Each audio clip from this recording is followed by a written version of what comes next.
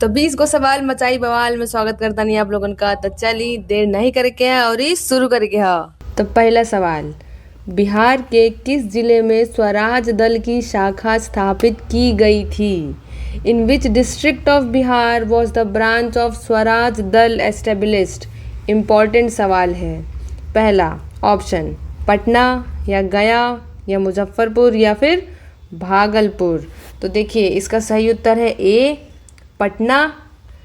क्यों पटना? देखिए बिहार में फरवरी 1923 में स्वराज दल की शाखा पटना में स्थापित की गई थी, जिसके अध्यक्ष थे श्री नारायण प्रसाद। इसको याद कीजिए, श्री नारायण प्रसाद। बहुत इम्पॉर्टेंट है, पूछा गया है और पूछा जाएगा, बहुत इम्पॉर्टेंट है। देखिए जितना भी इम्पॉर्टेंट क्वेश्चन होगा, इम्पॉर्टेंट पॉइंट होगा, उसको आप कमेंट सेक्शन में लिखेंगे ताकि आपका रिवीजन हो पाए। रिवीजन बहुत ज़रूरी होता है बच्चों। अगला सवाल, किस घटना के कारण गांधी जी ने असहयोग आंदोलन वापस लिया था? Due to which incident did Gandhi ji withdraw the non cooperation movement? Options Jallianwala Bagh, Chauri Chaura कांड, काकोरी कांड या फिर पूना पैक्ट। इसका सही उत्तर है चौरी चौरा कांड, ये वाला बी ऑप्शन। क्यों? देखिए 4 फरवरी 1922 को गोरखपुर के चौरी चौरा में हुई हिंसा घटना के कारण गांधी जी ने आंदोलन स्थगित कर दिया था। ये दिनांक याद रखिए, 4 फरवरी 1922। ज़्यादा बच्चों को नहीं पता है, अगर आया तो ये वही मार्जिन क्रिएट करेगा जिसमें बच्चे छट जाते हैं और 1 नंबर से बच्चे सिलेक्ट हो जाते हैं। तो ये डेट इम्पॉर्टेंट है। अगला, भारतीय संविधान का हृदय और आत्मा किसे कहा जाता है? बहुत इजी है और बहुत इम्पॉर्टेंट भी है। Which part is called the heart and soul of the Indian constitution? Options प्रस्तावना या प्रिएम्बल, मौलिक अधिकार या फंडामेंटल राइट्स, संवैधानिक उपचारों का अधिकार, राइट टू कॉन्स्टिट्यूशनल रेमेडीज, और नीति निर्देशक तत्व यानी DPSP, directive principle of state policies. इसका आंसर है सी, संवैधानिक उपचारों का अधिकार, यानी संवैधानिक उपचारों का अधिकार या फिर राइट टू कॉन्स्टिट्यूशनल रेमेडीज ही heart and soul of the Indian constitution कहलाता है। अगला सवाल, बिहार का क्षेत्रफल भारत के कुल क्षेत्रफल का कितना प्रतिशत है? Bihar's area is what percentage of India's total area? Options 2.42%, 2.82%, 3.12% या फिर 2.05%। इम्पॉर्टेंट है। क्यों इम्पॉर्टेंट है? और इसका आंसर है बी 2.86%, ये वाला। ये इम्पॉर्टेंट है क्योंकि आप कर रहे हैं BPSC की तैयारी। और देखिए मुझे लगता है BPSC 2017 में इसको पूछा गया था, तो ये इम्पॉर्टेंट। और एक बार जो स्टेट के एग्ज़ाम में आ जाता है वो हर एग्ज़ाम्स में आता है, ज़रूरी नहीं है कि फिर उसके लिए दरोगा का एग्ज़ाम हो, टीचर का एग्ज़ाम हो, पूछता है। बिहार का 12वां, देखिए 12वें नंबर पर है क्षेत्र के अनुसार सबसे बड़ा राज्य, जो देश के कुल क्षेत्रफल का 2.86%, 2.86% हिस्सा कवर करता है। अगला प्रश्न, इंसुलिन का उत्पादन शरीर के किस अंग में होता है? In which organ of body is insulin produced? यकृत, पैंक्रियाज, प्लीहा या फिर किडनी? इसका सही जवाब है बी, पैंक्रियाज यानी अग्नाशय। क्यों? अग्नाशय की आइलेट्स ऑफ लैंगरहैंस की बीटा कोशिकाएं इंसुलिन का स्त्राव करती हैं। देखिए इतना डीप में तो नहीं पूछेगा टीचर के एग्ज़ाम में, लेकिन जहाँ भी ये एक शब्द आए, ये एक वाक्य आए, आइलेट्स ऑफ लैंगरहैंस, इसको आप सीधे जोड़ेंगे किससे? अग्नाशय यानी पैंक्रियाज से। अगला प्रश्न, अनुच्छेद 40 का संबंध किससे है? अभी आप तो सोचेंगे कि कैसे, सारा अनुच्छेद तो याद नहीं किया जा सकता, इतना सारा अनुच्छेद है, नहीं करना है। कुछ अनुच्छेद इम्पॉर्टेंट होते हैं, उसमें से आर्टिकल 40 या अनुच्छेद 40 बहुत इम्पॉर्टेंट है।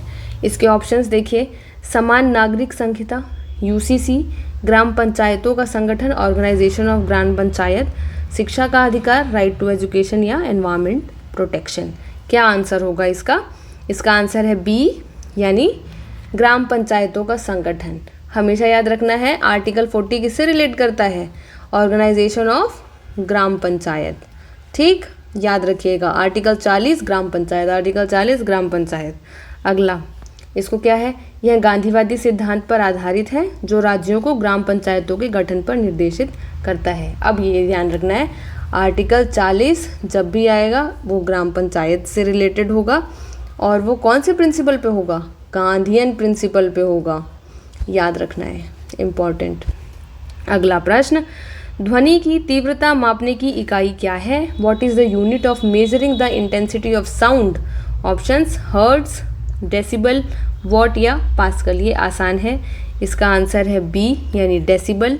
एक्सप्लेन कीजिए। देखिए, डेसिबल का उपयोग ध्वनि के स्तर या तीव्रता को मापने के लिए किया जाता है। अगला प्रश्न, बिहार में 3 कठिया प्रथा का संबंध किस खेती से था? अगर ये सब प्रश्न का उत्तर आपको नहीं आ रहा है बिना ऑप्शन देखे भी, तो समझिए कि आपकी तैयारी अभी बहुत अधूरी है। क्यों अधूरी है? क्योंकि ये हर एग्ज़ाम में पूछा जा रहा है बच्चों।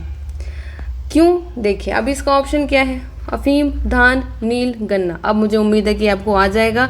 इसका उत्तर है सी, इंडिगो। क्यों? चंपारण में किसानों को अपनी ज़मीन के 3/20 हिस्से पर नील की खेती करना अनिवार्य था, जिसे 3 कठिया प्रथा कहा जाता है। अगला प्रश्न, राज्यसभा का पदेन सभापति कौन होता है? Who is the ex officio chairman of Rajya Sabha? देख लिया आप लोगों ने आंसर, चलिए अब तो देख ही लिया। तो इसका उत्तर है उपराष्ट्रपति। Who is the ex officio chairman of Rajya Sabha? That is vice president. अगला प्रश्न, प्रकाश वर्ष लाइट ईयर किसका मात्रक है?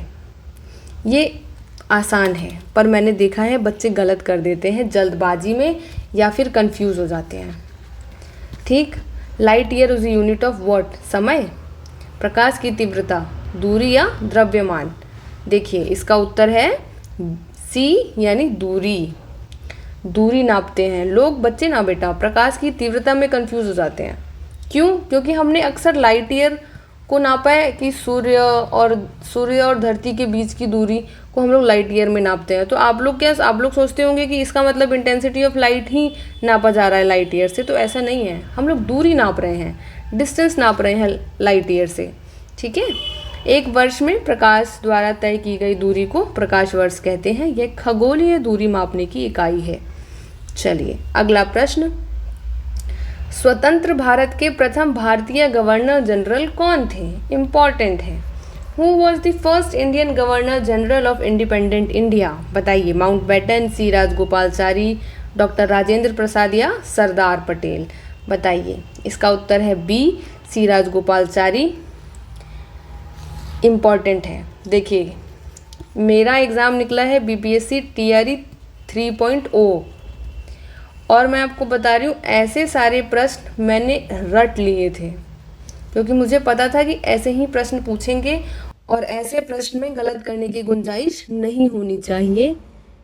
क्यों नहीं होनी चाहिए? क्योंकि देखिए, हर पेपर में ना 10 से 20 सवाल ऐसे होते हैं जो किसी को नहीं आते हैं, और 60-70 सवाल होते हैं जो सबको आते हैं। कट ऑफ वही तय होती है। अगर आपने वो 60-70 में से गलत कर दिए ना, तो आप रेस से बाहर हो गए। रेस से अंदर आने के लिए ये 60 ठीक करने होते हैं, प्लस कोई 1+2 में आप लोग एग्जाम क्रैक कर रहे होते हैं। तो ये वही 60-70 कॉमन सवाल है जो सबको आते हैं, तो इसमें गलत होने की गुंजाइश नहीं होनी चाहिए। तो इसको आपको अच्छे से कर लेना है। अगला प्रश्न,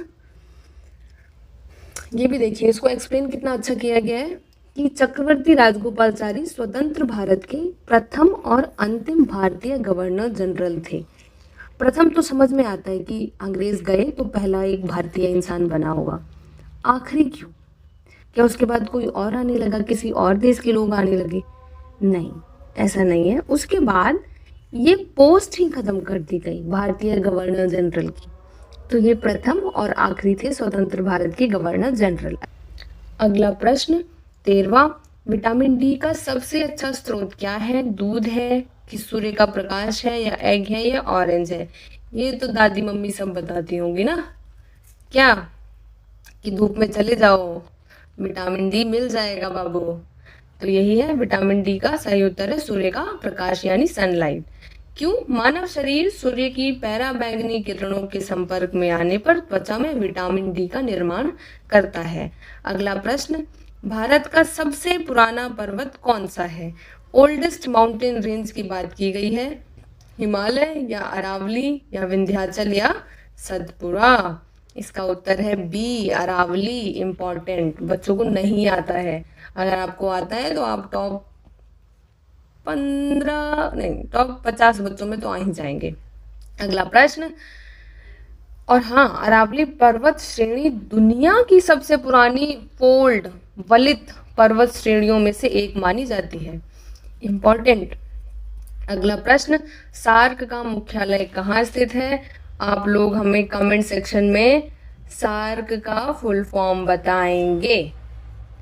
बताएंगे तो बताएंगे, पक्की बात, ठीक है? इसका फुल फॉर्म, ताकि आपको याद हो जाए और बच्चे भी देखें, और जब वो आपके कमेंट को लाइक करेंगे तो आपका रिवीजन हो जाएगा, और वो लाइक नहीं करेंगे तो मैं हूं ना, मैं कर दूंगी लाइक। चलिए अगला प्रश्न, नहीं इसका उत्तर नहीं हुआ, इसका उत्तर है काठमांडू। आप लोगों को इसका फुल फॉर्म बताना है, ठीक है? अगला प्रश्न, इसको याद कर लीजिएगा, काठमांडू में है इसका मुख्यालय। 16वां प्रश्न, रक्त का थक्का जमाने में कौन सा विटामिन सहायक है? Which vitamin helps in blood clotting? Vitamin A या विटामिन सी या विटामिन के या विटामिन ए ई? ये देखिए रिपीटेड प्रश्न है, प्रीवियस ईयर में पूछा गया है, प्रीवियस ईयर पेपर में। और ये हमारी जीएस जीके की सीरीज, जो 20 सवालों की सीरीज हम लोग कर रहे हैं, उसका छठा मेरे को लग रहा है वीडियो। और 6 वीडियो में जो लास्ट आखिरी के 5 वीडियो है, मुझे लगता है कि 2 से 3 वीडियो में हमने ये सवाल प्रश्न समान प्रश्न दिया है। क्यों दिया है समान प्रश्न? क्योंकि this is the most important question. इसको गलती से भी गलत नहीं करना है, और ये पूछा जाता है, ठीक है? इसलिए हम बार बार इसी सवाल को ला रहे हैं रिवीजन में। आप लोग सोचते होंगे कि हम रिपीट कर रहे हैं, नहीं, हम रिपीट कर रहे हैं, पर उन्हीं प्रश्नों को रिपीट कर रहे हैं जिसमें हम चाहते हैं कि गलती की कोई गुंजाइश रह ही ना जाए। अगला प्रश्न क्या है? अगला प्रश्न, नीति आयोग की स्थापना कब हुई थी? तो नीति आयोग ऑप्शन देखिए, 1 जनवरी 2014, 1 जनवरी 2015, 15 अगस्त 2014 या 26 जनवरी 2015। पहली चीज, इसका उत्तर है बी, यानी 1 जनवरी 2015। This is important. इसके अलावा आप लोग मुझे नीति आयोग में नीति की फुल फॉर्म बताएंगे, बहुत इम्पॉर्टेंट है, बीपीएससी में पूछा जाता है। और बीपीएससी ही नहीं, ये देश के तमाम एग्जाम्स में पूछा जाता है, इम्पॉर्टेंट है। योजना आयोग के स्थान पर भारत सरकार द्वारा नीति आयोग यानी national institution for transforming India का गठन किया गया था, यही इसकी फुल फॉर्म है। और आपको इसको कमेंट में लिखना भी है ताकि आपको याद हो जाए। 18वां प्रश्न, बिहार में बरौनी तेल शोधक कारखाना किस देश के सहयोग से बना है? बहुत इंपॉर्टेंट, बिहार से रिलेटेड जितने प्रश्न होंगे वो इंपॉर्टेंट होंगे। With the help of which country was the Barauni oil refinery built in Bihar? America, Soviet संघ, जर्मनी या ब्रिटेन? तो इसका उत्तर है बी, सोवियत संघ। सोवियत संघ ने हमारी मदद की ताकि हम बरौनी में एक ऑयल रिफाइनरी खोल पाए। जो लोग बरौनी के हैं वो लोग का लाइक करें और कमेंट करके बताएं कि हम बरौनी के हैं या हम लोग बरौनी घूमने गए हैं। देखिए, बेगूसराय जिले में स्थित बरौनी रिफाइनरी की स्थापना 1964 में सोवियत संघ के सहयोग से की गई, ठीक है? बेगूसराय जिला याद रखना है, बेगूसराय और बरौनी। बरौनी कहाँ है? बेगूसराय में। अगला प्रश्न, 19वां प्रश्न, खरीफ की फसल किस महीने में बोई जाती है? इंपॉर्टेंट है और आसान भी है, मुझे नहीं लगता किसी को ये प्रश्न नहीं आता होगा। In which month are kharif crops are sown? अक्टूबर नवंबर, जून जुलाई, मार्च अप्रैल या जनवरी फरवरी? इसका उत्तर है बी, जून जुलाई। मानसून की शुरुआत जून जुलाई में खरीफ फसलें जैसे धान, मक्का बोई जाती है और अक्टूबर के आसपास काटी जाती है। आप मुझे खरीफ क्रॉप्स के और सारे एग्जाम्पल्स कमेंट सेक्शन में लिख के देंगे, ये काम है आप लोगों का और ये इम्पोर्टेंट है। अगला प्रश्न, भारत की प्रथम महिला राष्ट्रपति कौन थी? बहुत आसान है, सरोजिनी नायडू थी कि इंदिरा गांधी या प्रतिभा पाटिल या द्रौपदी मुर्मू? इसका उत्तर है प्रतिभा पाटिल। श्रीमती प्रतिभा पाटिल देवी सिंह पाटिल भारत की 12वीं और पहली महिला राष्ट्रपति बनी। इंपॉर्टेंट है, ठीक है।